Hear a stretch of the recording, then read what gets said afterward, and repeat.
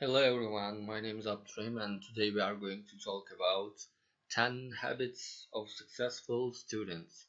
My presentation is going to take like a few minutes, like 5 or 6 maybe. It won't be taking so long.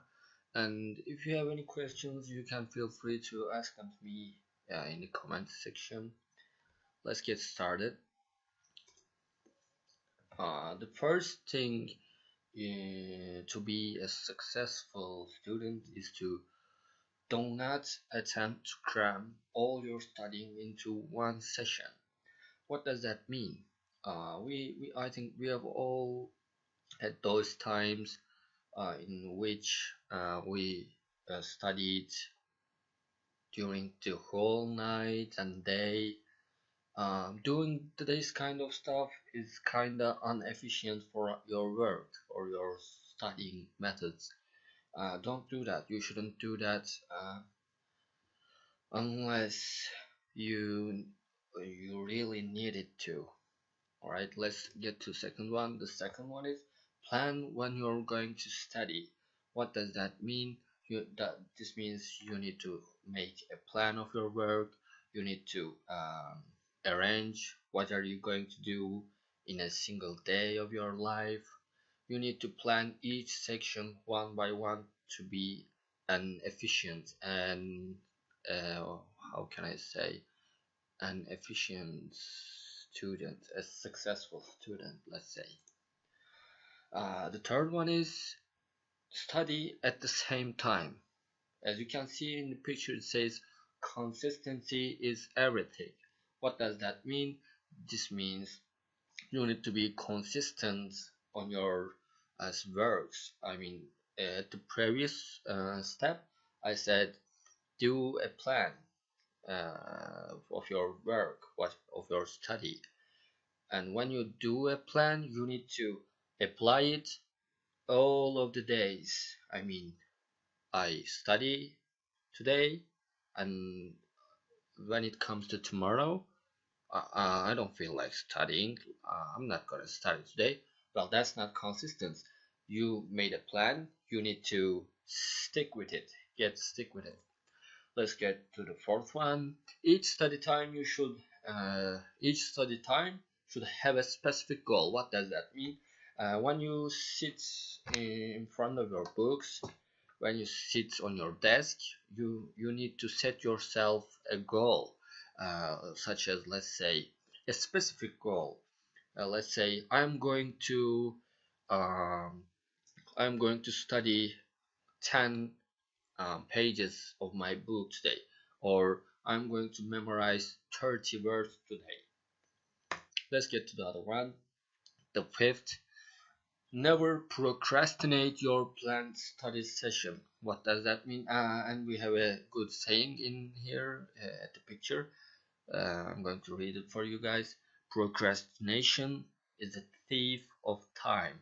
That's a saying from Edward Young. What does that means? It means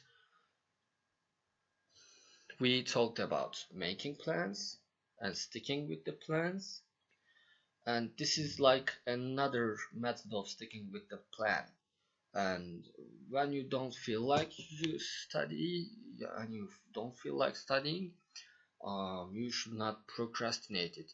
On the other hand, you should push yourself. You should force yourself to study. You should force yourself to stick with the plan. All right, that's the best way for you to be a successful student.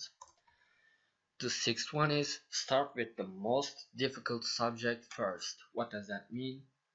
It simply says us that um, the when you start with the difficult one and you finish the difficult one first, you use most of your energy.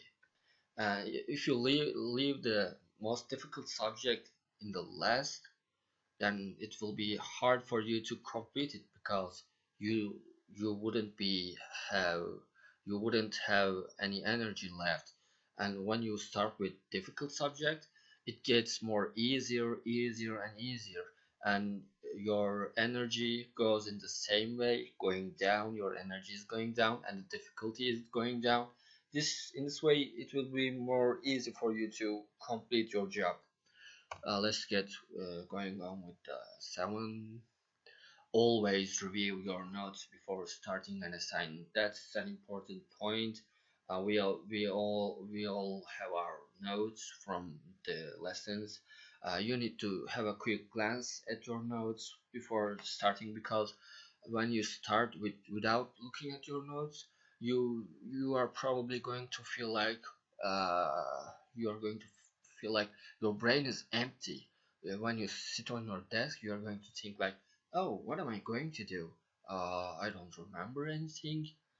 So let's look at that question. Oh, wow, I can't do it. You're going to feel like in that way. But when you have a quick glance at your notes before getting starting uh, your assignment or your study, you are going to feel more comfortable, feel more confident. The eighth one, make sure you are not distracted while you are studying. I don't think I need to explain this, because we all know distraction is bad. You should be focused on your working. This is such a step like this. The 9 is use study groups effectively. We all have our study groups or our friend groups or our um, class buddies. You need to use the groups effectively. There's a saying that two head is better than one. This is